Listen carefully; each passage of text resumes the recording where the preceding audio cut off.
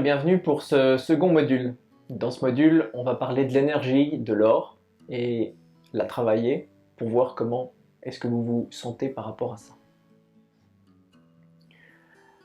L'or, à travers le temps, a toujours été utilisé pour symboliser une sorte de puissance, une sorte de notion de valorisation, mais dans un certain accomplissement. Par exemple, les couronnes des rois, pour montrer qu'on avait accompli quelque chose, qu'on avait fait valoir sa puissance, fait valoir ses valeurs intrinsèques pour les mettre en place. L'or est en lien avec cette énergie d'accomplissement. L'or a cette notion que rien ne change le statut de l'or. Il y a un seul acide spécifique qui peut le détruire. Et en fait, de par cette potentialité, on a cette notion que l'or est important pour se construire, mais qu'en plus, il perdure à travers le temps. On va pas avoir d'oxydation, on va pas avoir de rouille, l'or reste de l'or en permanence dans sa qualité intrinsèque. Du coup, ça a été une cause de conflit, puisqu'on s'est dit, mais c'est quoi ce métal impressionnant avec lequel on va pouvoir conserver? Il a cette notion spécifique de valorisation, mais dans cette énergie d'accomplissement. J'en veux plus. J'ai cette fièvre de l'or qui peut venir parce que, waouh, il y a un truc incroyable avec ça. Et ce côté incroyable, c'est ce côté de l'accomplissement. Pour en revenir plus au côté financier, l'or a été convoité à travers le temps, justement pour cette vertu de ne pas se corrompre à travers le temps. Et donc cette recherche fait que on a eu la colonisation, le fait d'aller chercher chez les Mayas, chez les Incas, les Aztèques, tout cet or pour le ramener en Europe, créer des objets qui sont devenus souvent des objets de convoitise, mettre en place cette convoitise, et puis avec le temps, c'est devenu une valorisation par rapport au système monétaire. Le système monétaire basé sur l'or, qui fait que j'ai quelque chose qui est immuable à travers le temps, et donc, pour un certain poids, pour une certaine notion avec cet or, je vais pouvoir échanger différents produits, et ces produits ne vont pas se dégrader. Pourquoi? Puisque le produit en lui-même peut se dégrader, mais sous forme financière, sous forme d'or, c'est indégradable, et donc je peux continuer d'utiliser ce moyen comme moyen d'échange. Historiquement, il y a eu plein de choses qui se sont passées avec l'or, et puis la mise en place par rapport au système monétaire fait qu'on a eu un gold standard, le gold standard étant la notion de j'ai un certain montant d'or en réserve qui me permet d'imprimer un papier-monnaie qui vaut un certain montant d'or. Avec le temps, ça s'est dilué, c'est-à-dire que mon papier, sous-entendu 20 $, on va prendre, avant était en lien avec une pièce de 20 $ en or, mais avec le temps, j'avais plus le droit de le convertir à 100%.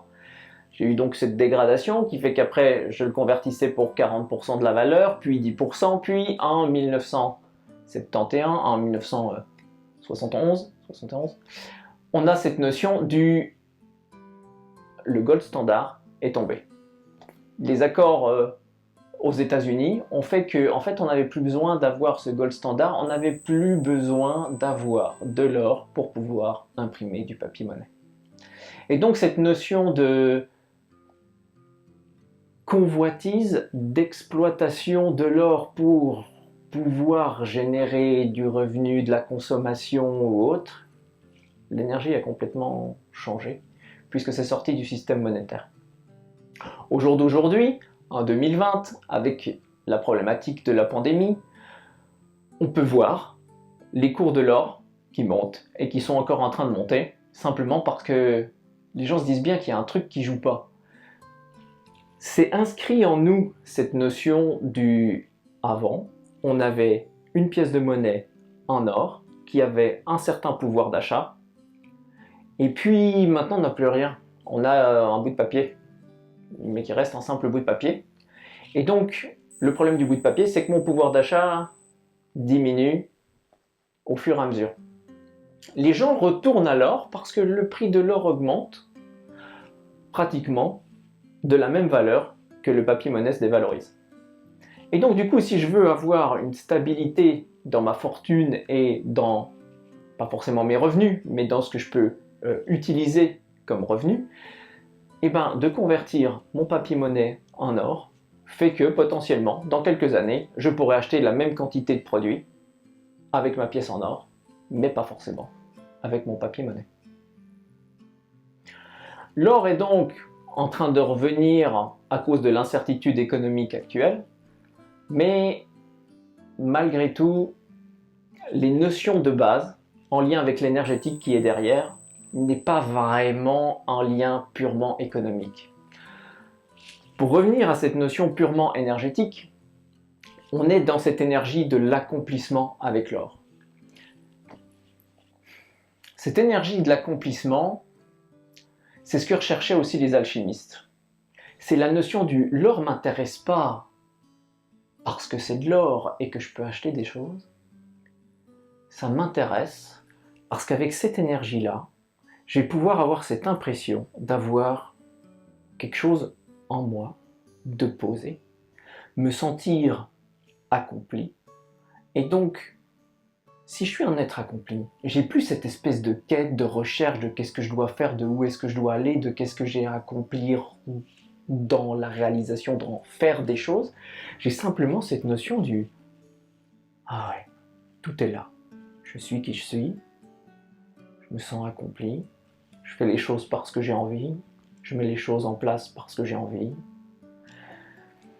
je décide certaines choses plutôt que d'autres parce que j'ai envie, mais parce qu'en fait, il n'y a plus rien à faire, il n'y a plus rien à choisir ou à modifier, il y a juste à être. » C'est cette notion que je peux me poser en moi, être tranquille, et plus avoir cette pression du système, cette pression économique ou autre, mais simplement le « ok, je suis qui je suis, dans ma puissance, avec ma couronne en or, simplement parce que je suis en moi, posé, et que je deviens le maître de moi-même. Simplement parce que je me donne le droit d'être un être accompli. »